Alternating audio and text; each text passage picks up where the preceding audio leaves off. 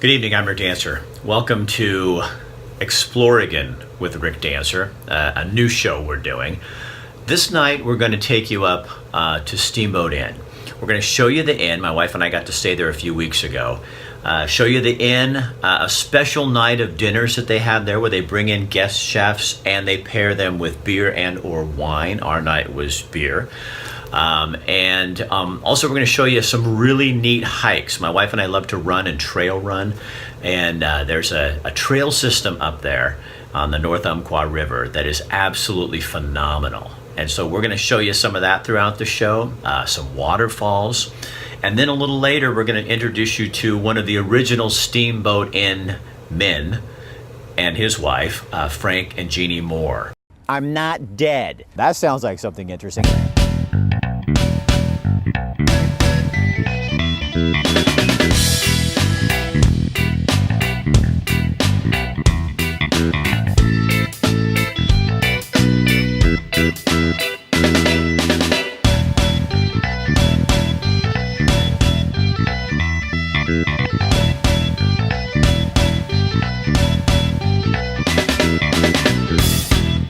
Well, good evening. I'm Rick Dancer. Welcome to Exploring the Backstories, and we're taking you to the backstories tonight. We're at the Steamboat Inn, which is about 40 miles east of Roseburg. Melinda and Travis notified us the other day, Kathy and me, and said, you guys should come stay here and do a story on our dinners that we have. So you guys have to see this place. It is so great, and this is the building. Well, we'll talk more to them about how this works. Melinda, come around this side over here.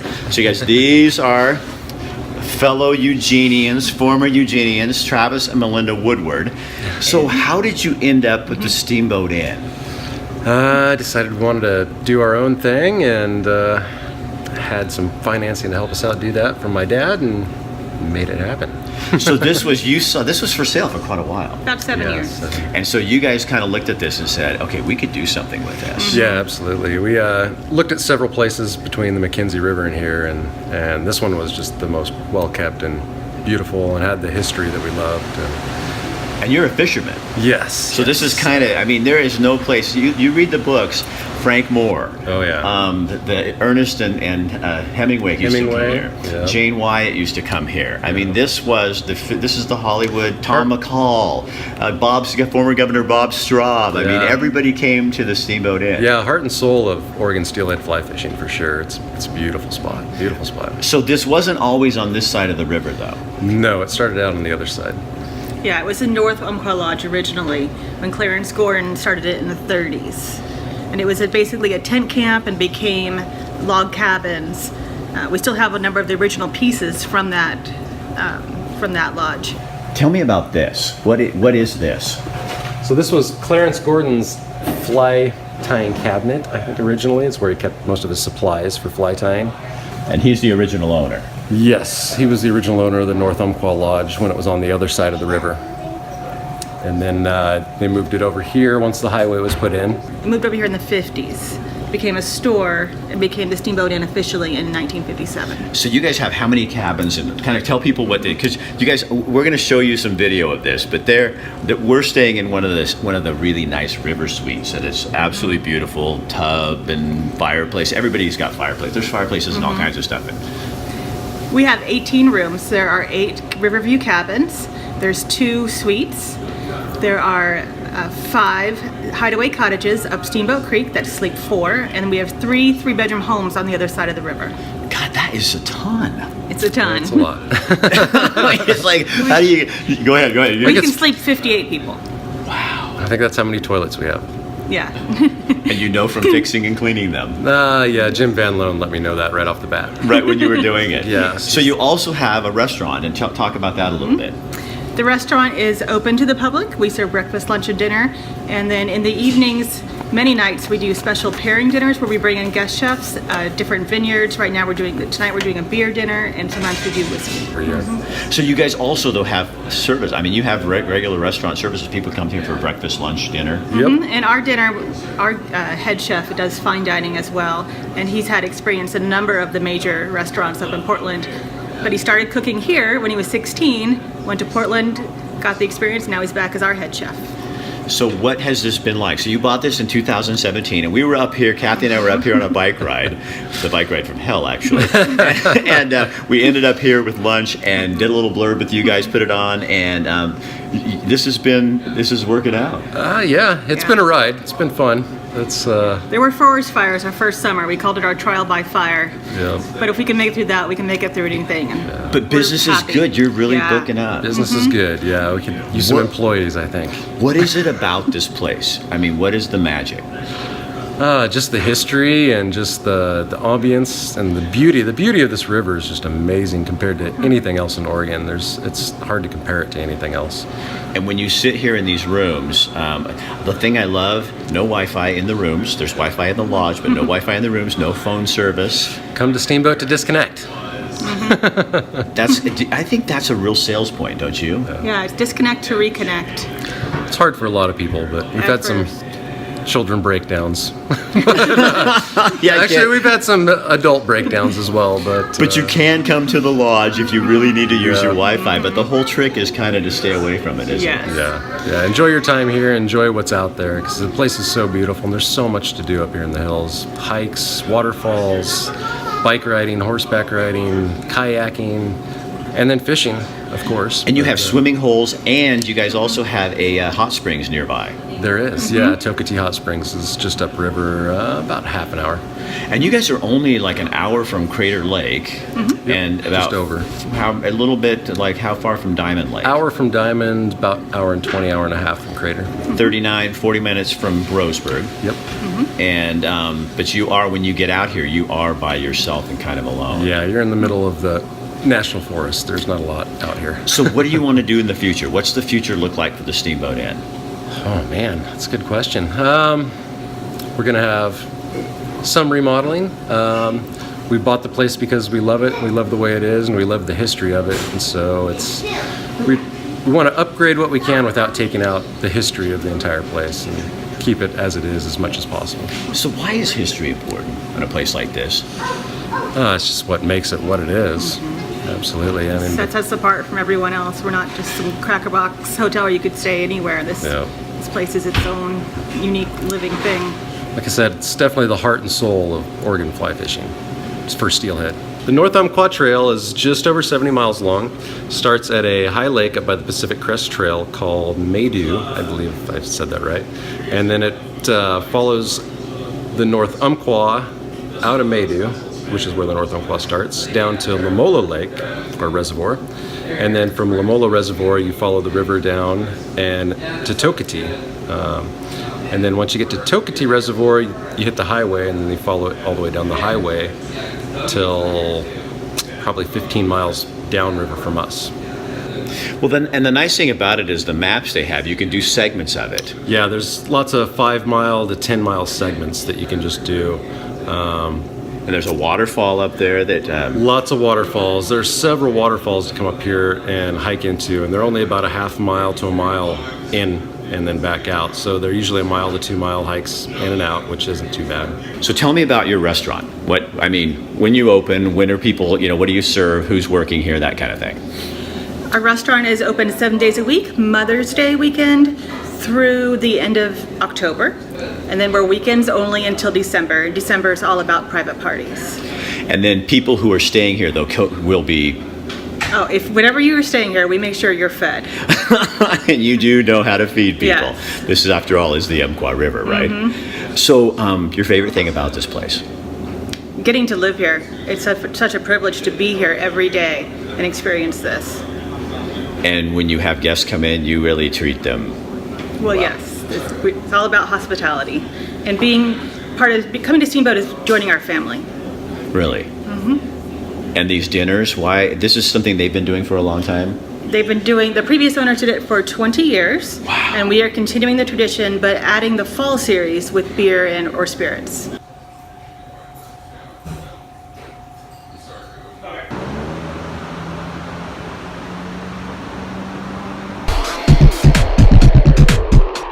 Credibility is huge. I mean, you put the facts together and you tell the story, the complete picture, then that builds your credibility.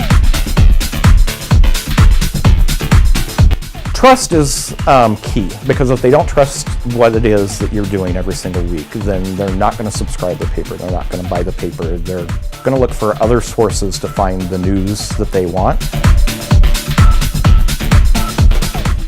Every month, Ranchito Grill teams up with Rick Dancer TV to give away 2 free dinners to some lucky winner. All you got to do is go into Ranchito Grill, have dinner, fill out your name, your phone number. We'll draw once a month and call you and let you know right here on the show if you are the winner.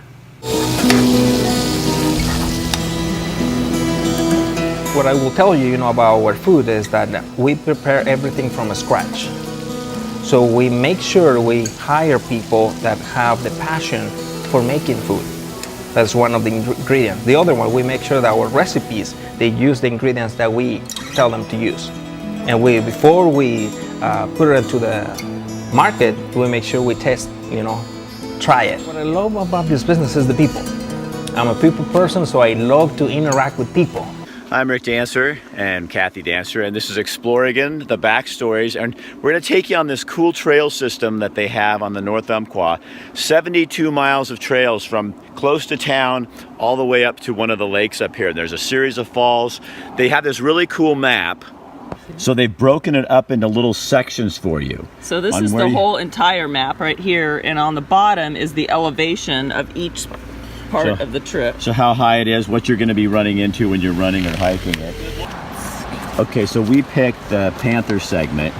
And part of the reason is because it's about 5 miles up and then 5 miles back, and that's about what we were thinking of doing. So we're starting right here, and we're going to go up to here, 5 miles, and then run back. And it looks like it says it's got a little bit of elevation. So there's also a whole bunch of waterfalls up here, and everybody says they're awesome, but look at this. So we're going to, after we're done with our run, we're going to drive on up. We got some sandwiches from the Steamboat Inn, and we're going to go up and do some more hiking and go up and find these waterfalls and see what they're all about. So hopefully that's what we're going to show you today.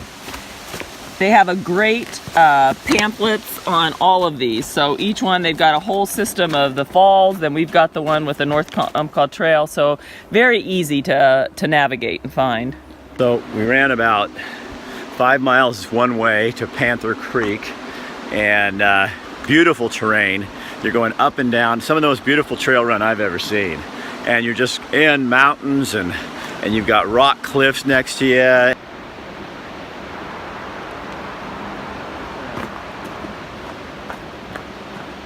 And you've got some beautiful vistas, and you're along the river mostly the whole way through. So there she is, the North Umpqua River right behind us. Beautiful, beautiful run. If you're a runner, if you like trail running, this is the place to be.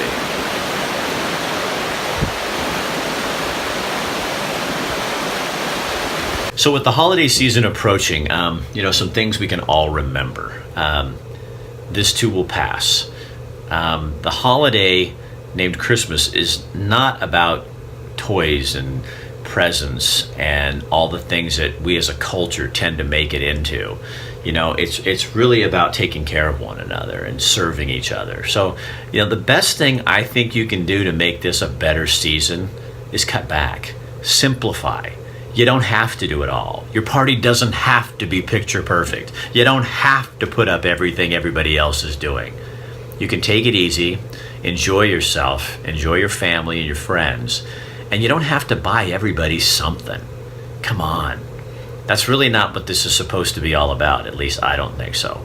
So from my family to yours, happy holidays, Merry Christmas, Happy Hanukkah, whatever it is that you celebrate. Just go do it simply. We'll see you next month. Tonight on Oregon People, we're going to tell you about a man who has had a huge impact on this state and who has rubbed shoulders with the movers and shakers of the land. But you've probably never heard his name, and if you asked him, he wouldn't think you should have. A quiet man who measures his life in friendships.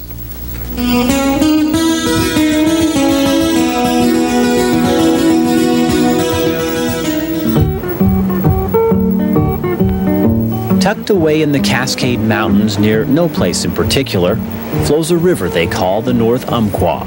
Its beauty unsurpassed, its water clear and fresh, its fishing some of the finest in the land. That river. It calls some people, catches them forever. That's why you'll find a pond not far from the river. Near the pond, a log cabin. A log cabin that is home to Frank and Jeannie Moore. A friend of mine said, okay, you're retiring, why don't you build a log house? And romantic that I was, I thought, oh, why not? I didn't realize what I was getting into. 18 years later, the Moores still aren't quite finished, but they don't seem too bothered by that. I took every log and took a chainsaw and ripped every log flat on top and on the bottom so that they would lay flat together. And then I put insulation in between and then caulked it with butyl rubber. Frank lives a full life. He's always loved fishing. Maybe that's why he built the trout pond in his backyard and stocked it with fish. Some people have dogs and cats and horses or what have you, and since I've been involved with fish so much, I guess I just swung to fish. The trouble is you can't get them to come up and love you like a cat or a dog, though. That's the one problem. He's got a stream for the fish to spawn in. He's also got peace and quiet high up here in the mountains. And of course, there's that river.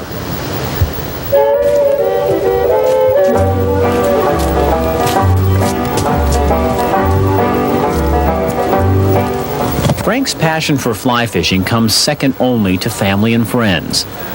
He spends a lot of time on the river, always has, probably always will.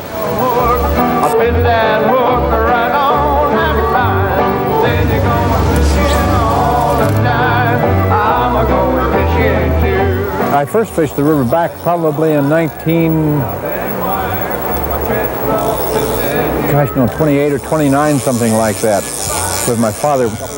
Frank guided fishermen along the river, and oh yeah, then he built the steamboat inn.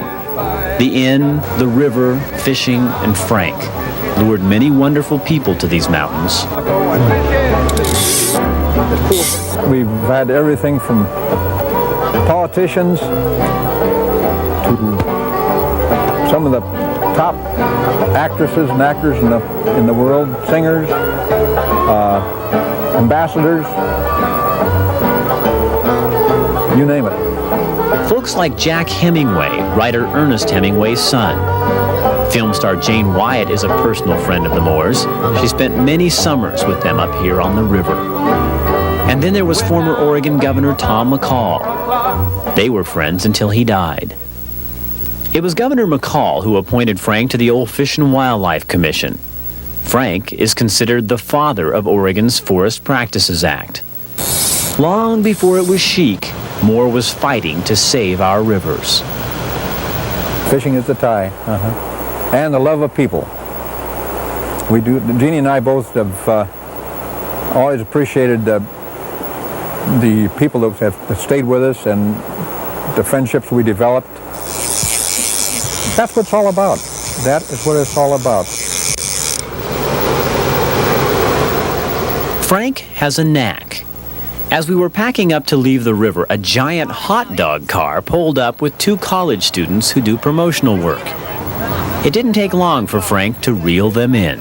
Well, you better come up to my house now and have a cheese sandwich with us. Do that? Would you like that? Sure. How far is it? It's about a couple miles back here, 3, up on the hill.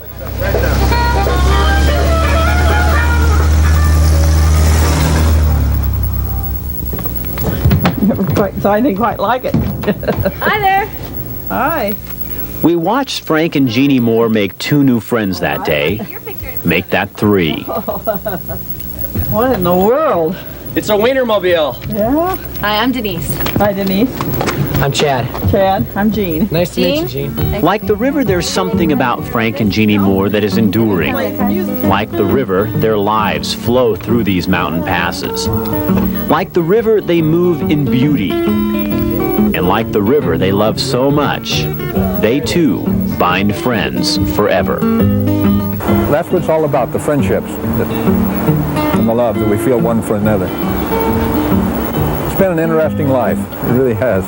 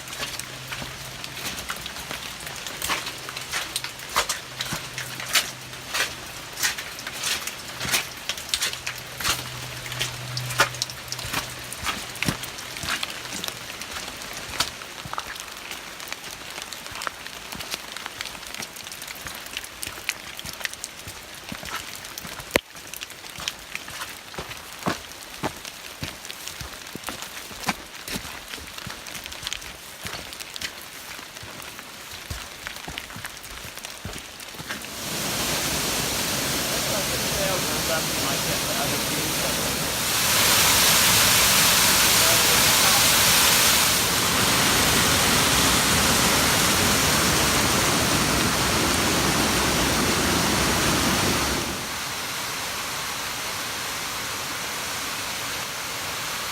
What we offer is a source of news that can be trusted. It's in an era where everybody's trying to be the first to get the news out. We actually do some research and talk to the sources and get the story and all the details behind the story. Diameter redwood, so it's made out of redwood. It's a pipeline. Huh.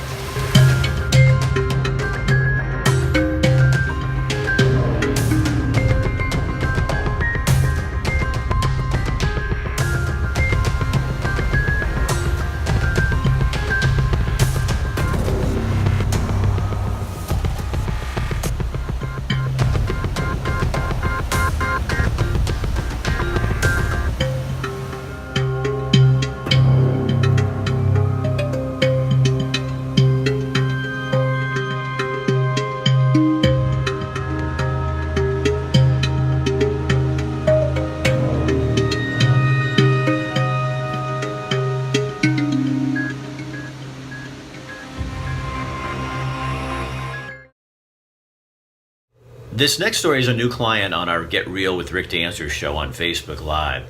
It's Emerald TMS, and this is a new treatment. It's been around about 10 years, but new to Eugene, FDA approved, for people with acute depression.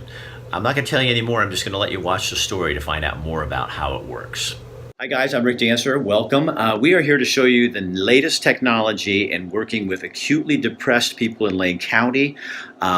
This is Dr. Roger Hall, a radiologist since way back in the 1960s. He loves when I say that. But you've been doing radiation a long time, and you saw this new technique. This is not radiation, but you have a friend who was very depressed, and you started doing some research. That's correct. And found the technology of transcranial magnetic stimulation. Saw the websites at Stanford, Mayo Clinic, and Harvard. Found that it's very effective for resistant depression.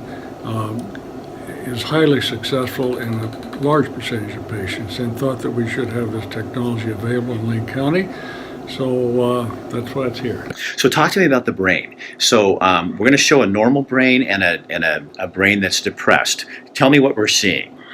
What you're going to be seeing is we treat a portion of the left dorsolateral prefrontal cortex, which is hypoactive in depression. And what that does is the circuits that normally connect from this area of the cortex to deeper areas of the brain, which control emotion, such as the amygdala and the hippocampus, those are hypoactive. And so what we try to do by this magnetic pulse is to stimulate the neurohormones that allow these connections to be remade and therefore connect to deeper parts of the brain, which control depression. Nationwide and even here, we're seeing good results. We are. We're seeing very promising results. 35 to 40% patients have a remission. Another 30 to 35% have significant improvement. And by that I mean they can decrease the extent of their medications. It does not replace psychotherapy, but it is a new adjunct to acute and significant depression. So how does this work? How do people qualify for this? So this works primarily on people with major depressive disorder. We're looking for a severe level of dysfunction, people that have failed a number of medications as well as counseling.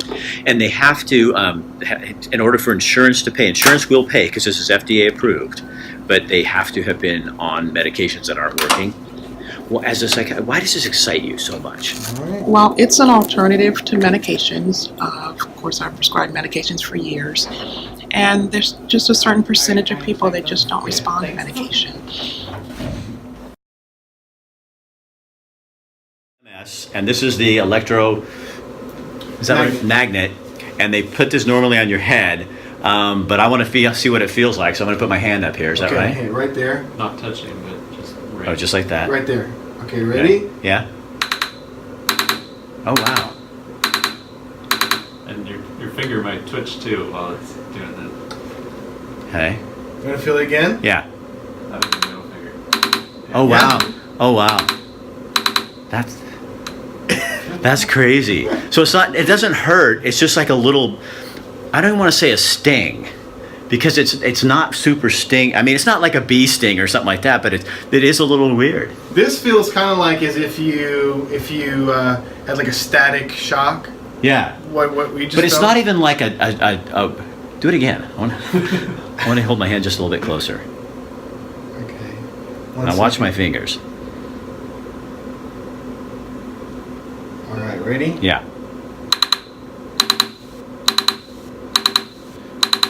I'm not moving them. That's just doing it to it. That's crazy. All right, that's what it. I'm fine. I can do that. So with the holiday season approaching, some things we can all remember. This too will pass. The holiday named Christmas is not about toys and presents and all the things that we as a culture tend to make it into. It's really about taking care of one another and serving each other. So, the best thing I think you can do to make this a better season is cut back, simplify. You don't have to do it all. Your party doesn't have to be picture perfect. You don't have to put up everything everybody else is doing. You can take it easy, enjoy yourself, enjoy your family and your friends, and you don't have to buy everybody something. Come on. That's really not what this is supposed to be all about. At least I don't think so. So from my family to yours, happy holidays, Merry Christmas, Happy Hanukkah, whatever it is that you celebrate. Just go do it simply. We'll see you next month.